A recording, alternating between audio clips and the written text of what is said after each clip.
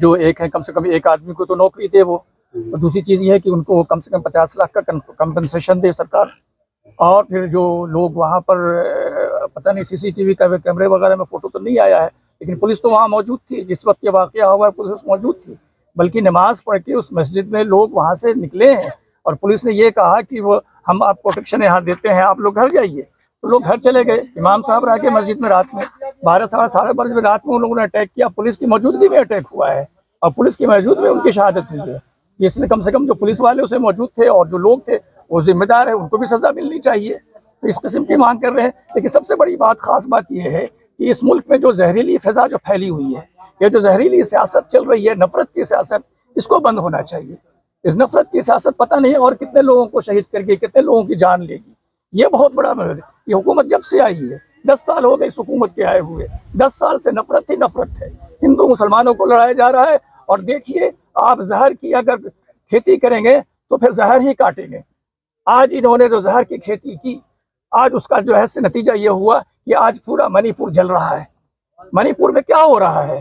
पहले उन्होंने मैती और कुकी को लड़ाया। मैती को कहा तुम हिंदू हो, कुकी को कहा तुम क्रिश्चियन हो, और उन्होंने कहा हिंदू और क्रिश्चियन लड़ो। तो आज जो लड़ा, तो आज सारा जो है वो आग लगा हुआ है। लाखों लोग अपने घरों से इधर से उधर चले गए छोड़ के गाँव।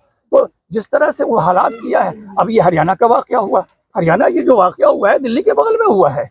दिल्ली में हुकूमत है उनकी, सारे ताकत उनके लगे हुए हैं, लेकिन उसके बावजूद इस किस्म का जुल्म हो रहा है। तो इस जुल्म पर कम से कम आवाम को अब की बार ऐसा हुआ है, ये इमाम साहब का जो वाकया हुआ मस्जिद के अंदर, और उसके पहले जो मस्जिद के ट्रेन के अंदर जो वाकया हुआ है, और जो ट्रेन के अंदर लोगों को जो शहीद किया गया है जिस तरह से, और नारे लगा कर, और वहाँ पर कोई आदमी कोई पुलिस बताने के लिए नहीं आया, ये बड़ी भर्त्सना की चीज़ है।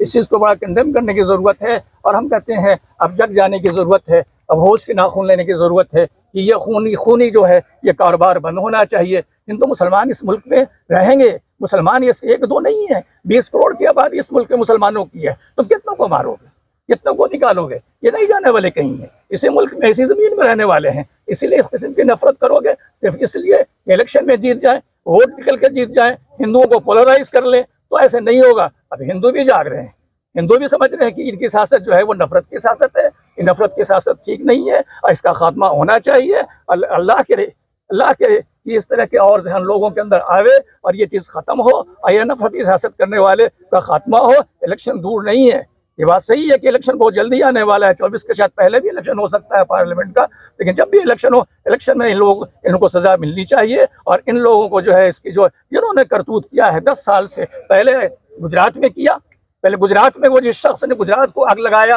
और गुजरात में खून खराबा किया, वही शख्स आज दिल्ली में बैठ के खून खराबा कर रहा है। और उसकी कोशिश है कि इलेक्शन हम जीत जाएं हिंदू मुसलमान को लड़ा के और लोगों को आपस में कत्ल खून गार दिखा के। तो ये बहुत ही अफसोस की बात है। लोग जग रहे हैं, लोग समझ रहे हैं, और मेरे ख्याल में इनका अब चल चलाव है, इनके जाने का वक्त आ गया है इंशाअल्लाह।